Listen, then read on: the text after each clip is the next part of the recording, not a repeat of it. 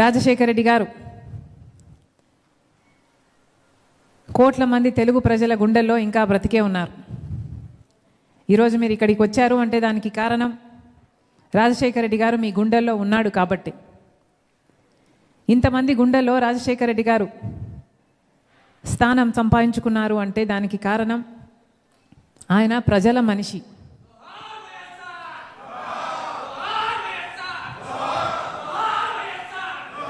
ప్రజల కోసమే బ్రతికిన మనిషి. మండుటి ఎండను సైతం లెక్క చేయకుండా పాదయాత్ర చేశాడు. ప్రజల గుండె చప్పుడు విన్నాడు. ప్రజలకు ఏమి అవసరమో అది కనుక్కున్నాడు. తర్వాత ప్రజలు ఆదరిస్తే ముఖ్యమంత్రి అయ్యాడు. ఆయన చేయాలనుకున్న మేలంతా కసితీర రాజశేఖర రెడ్డి గారు ప్రతి ఒక్కరికి పథకాలు అందాలి అన్న ఉద్దేశంతో ఏ పథకం రూపొందించినా అది అద్భుతంగా అమలు చేసి చూపాడు. ఈరోజు రాజశేఖర రెడ్డి గారి లాంటి నాయకుడు మళ్ళీ ఉన్నాడా అని వెతికితే ఎక్కడా కనిపించడం లేదు. భూతద్దం పెట్టుకొని వెతికినా రాజశేఖర రెడ్డి గారి లాంటి నాయకుడు మళ్ళీ కనిపించటం లేదు. రాజశేఖర రెడ్డి గారి వారసులమని చెప్పుకుంటున్న వాళ్ళు కేవలం ఒక పాదయాత్ర చేసేసి అధికారంలోకి వచ్చేసి గొప్ప గొప్ప మేడలు మిద్దెలు కట్టుకొని ప్యాలెస్లో బ్రతుకుతూ ఒక బటన్ నొక్కితే చాలు మేము ముఖ్యమంత్రి అయిపోతాము మళ్ళీ అని విశ్వసించే వాళ్ళు రాజశేఖర రెడ్డి గారి వారసులు కాలేరు.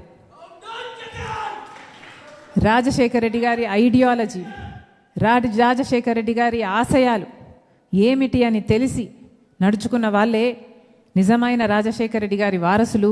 కాంగ్రెస్ పార్టీ నాయకులు, కార్యకర్తలు మీ అందరూ కాంగ్రెస్ పార్టీని బలపరచడము అంటే దానికి అర్థం రాజశేఖర రెడ్డి గారి ఆశయాలను మళ్ళీ నిలబెట్టడం. ఇది సులువైన పని కాదు. రాజశేఖర రెడ్డి గారు సులువుగా ముఖ్యమంత్రి కాలేదు. ముఖ్యమంత్రి అయిన తర్వాత కూడా రాజశేఖర రెడ్డి గారు కష్టపడుతూనే ఉన్నారు. ఎందుకంటే ఏ రోజు రాజశేఖర రెడ్డి గారు నేను ముఖ్యమంత్రి అయ్యాను కదా అని ఊపిరి తీసుకొని మళ్ళీ ప్రజలకు కనిపించకుండా పోలేదు. ఈ మధ్య నాయకుల్లాగా ఒకసారి ముఖ్యమంత్రి అయిపోయిన తర్వాత సొంత పార్టీ కాడర్కు కాదు కదా, సొంత పార్టీ నాయకులకే, ఎంపీలకు, ఎమ్మెల్యేలకు, మంత్రులకే అందుబాటులో లేకుండా ఉండని నాయకులను చూశాం. కానీ రాజశేఖర రెడ్డి గారి లాగా నిరంతరం ప్రజల మధ్యనే గడపాలి అనుకునే నాయకుడిని మళ్ళీ ఎప్పుడు చూస్తాము? రాజశేఖర రెడ్డి గారు రచ్చబండకని బయలుదేరారు. ఒక్కసారి ఆలోచన చేయండి. ముఖ్యమంత్రి అయ్యారు, రెండోసారి ముఖ్యమంత్రి అయిన తర్వాత రచ్చబండ ఆలోచన చేశాడు రాజశేఖర రెడ్డి గారు. ఏ ముఖ్యమంత్రి ఆలోచన చేశాడు? ఎలక్షన్ అయిపోయిన తర్వాత, పదవి వచ్చిన తర్వాత, ముఖ్యమంత్రి అయిన తర్వాత మళ్ళీ ప్రజల దగ్గరికి వెళ్ళాలి అని ఆలోచన వచ్చింది అంటే రాజశేఖర రెడ్డి గారికి ఎందుకు వచ్చింది? ఎందుకంటే నా పథకాలన్నీ ప్రజలకు అమలవుతున్నాయా లేదా నేను చూడాలి, నేను కనుక్కోవాలి, ఇంకా ఎవరికైనా ఏ పథకమైనా అందకపోతే అవి అందించాలి అని ఉరుక్కుంటూ వెళ్ళి కదా రాజశేఖర రెడ్డి గారు రచ్చబండకని వెళ్ళి కదా చనిపోయారు. అలా కదా నాయకులు ఉండాలి. రాజశేఖర రెడ్డి గారికి ఇన్ని పథకాలు, ఆరోగ్యశ్రీ, ఫీజు రీయింబర్స్మెంట్, ఇలాంటివన్నీ ఇన్ని గొప్ప గొప్ప ఆలోచనలు వచ్చాయి అంటే ఎలా వచ్చాయి? ఎందుకంటే ఆయన ప్రజల మనిషి కాబట్టి వచ్చాయి. ప్రజల మనిషిగా రాజశేఖర రెడ్డి గారు కాంగ్రెస్ పార్టీలో ముఖ్యమంత్రి అయిన తర్వాత కాంగ్రెస్ పార్టీ ఆలోచన కూడా అదే కాబట్టే రాజశేఖర రెడ్డి గారు రుణమాఫీ లాంటివి ఎన్నో చేయగలిగారు. ఎందుకంటే రుణమాఫీ అన్నది కాంగ్రెస్ పార్టీ అధికారంలో ఉండగా కేంద్రంలో అమలు చేస్తే ప్రతి రాష్ట్రంలోనూ రుణమాఫీ జరిగింది. అది రాజశేఖర రెడ్డి గారు ఆంధ్ర రాష్ట్రంలో కూడా అమలు చేయగలిగారు. ఎందుకంటే అధికారంలో కేంద్రంలో ఉన్నది కాంగ్రెస్ పార్టీ కాబట్టి. నేను చెప్పాలనుకున్నది ఏమిటంటే కాంగ్రెస్ పార్టీ ఐడియాలజీ, రాజశేఖర రెడ్డి గారి ఐడియాలజీ భిన్నంగా ఉన్నాయి. ఈరోజు మనం చూస్తున్న అన్ని పార్టీల ఐడియాలజీ కంటే, వాళ్ళు చేస్తున్న పని తీరు కంటే చాలా భిన్నం Congress party ideology, Congress party పనితీరు. అది మళ్ళీ రావాలి. సమాజానికి అది అవసరం. ఇది వస్తేనే మన దేశంలో ప్రజాస్వామ్యం మళ్ళీ ఇలాగే వర్ధిల్లాలి. ప్రజాస్వామ్యం ఇంకా రాజ్యాంగమైన ప్రజాస్వామ్యమైనా ఇంకా బ్రతికే ఉండాలి అంటే దీనికి కాంగ్రెస్ పార్టీ అవసరం. ఈరోజు రాహుల్ గాంధీ ప్రధానమంత్రి కావడం అన్నది భారతదేశానికి ఒక అవసరం.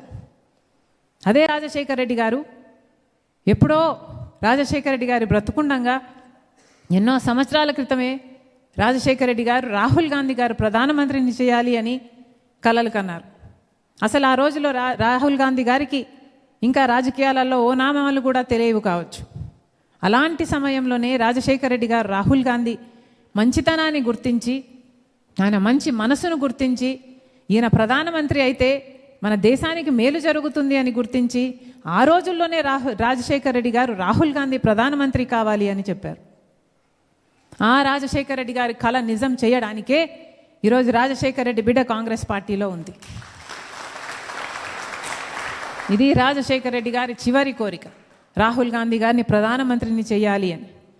నేను కాంగ్రెస్ పార్టీలో ఉండడానికి ఇంకో కారణం కూడా ఉంది.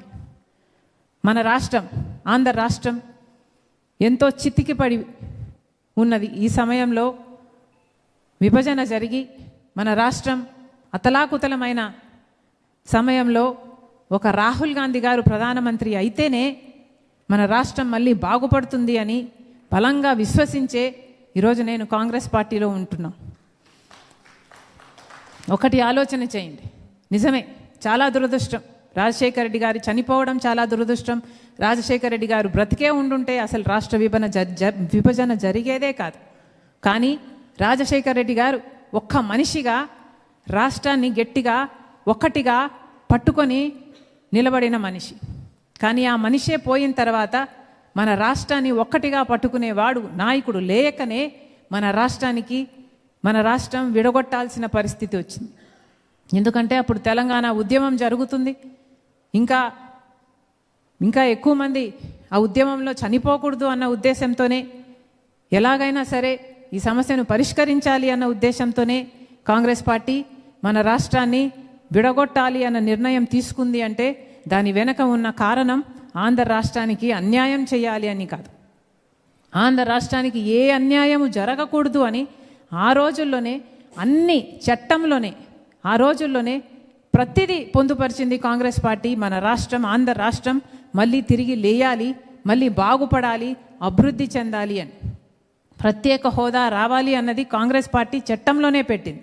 ప్రత్యేక హోదా రావడం అంటే వేల కొద్ది పరిశ్రమలు, 20,000, 30,000, 40,000 ఇలా ఎన్ని పరిశ్రమలు వచ్చునో ఇన్ని పరిశ్రమలు వస్తే మన రాష్ట్రం అభివృద్ధి చెందుతుంది. ప్రత్యేక హోదా ఉంటే అంటే నో ట్యాక్స్, అంటే ఎన్ని సబ్సిడీలు, ఎన్ని రాయితీలు ఇవన్నీ ఉంటాయి కాబట్టి ఎన్నో పరిశ్రమలు, వేల కొద్ది పరిశ్రమలు వస్తాయి. దాని ద్వారా మన బిడ్డలకు ఉద్యోగాలు వస్తాయి, అభివృద్ధి చెందుతుంది మన రాష్ట్రం అనే కాంగ్రెస్ పార్టీ అదొక చట్టంలాగా చేసింది. అంతేకాదు రాజశేఖర రెడ్డి గారు కలలు కన్నా మొదలుపెట్టిన పోలవరం ప్రాజెక్టు 36 లక్షల ఎకరాలకు నీళ్ళిచ్చే ప్రాజెక్టు, అది జాతీయ ప్రాజెక్టుగా కేంద్రమే పూర్తి బాధ్యత వహించి చేయాలి అన్నది కాంగ్రెస్ పార్టీ చట్టంలోనే పెట్టింది. అలాగే రాజధాని అయితేనేమి పూర్తి నిధులు కేంద్రమే భరించాలి, ఒక బ్రహ్మాండమైన రాజధాని కట్టాలి అని కాంగ్రెస్ పార్టీ ఆ రోజే చట్టంలో పెట్టడం జరిగింది.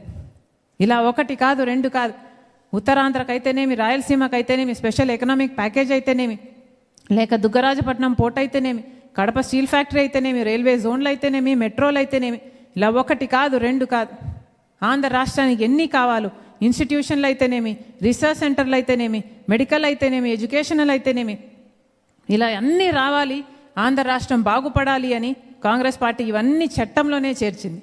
ఆ రోజుల్లో వేసిన లెక్కల్లోనే ఇవన్నీ అమలు చేయాలి అంటే 5 లక్షల కోట్ల రూపాయలు ఆంధ్ర రాష్ట్రానికి ఇచ్చిన వాళ్ళు అవుతారు, మేలు చేసిన వాళ్ళు అని ఆ రోజుల్లోనే ఒక లెక్క, ఒక అంచనా. అంటే ఈ రోజుల్లో అది ఏ 10ంతలో అవును. కానీ ఇవేవి జరగలేదు అంటే దానికి కారణం కాంగ్రెస్ పార్టీ మళ్ళీ అధికారంలోకి రాలేదు. అప్పుడు అధికారంలోకి వచ్చింది బీజేపీ పార్టీ. అప్పటి నుంచి బీజేపీ పార్టీ వెన్నుపోటు పొడుస్తూనే ఉంది ఆంధ్ర రాష్ట్రానికి.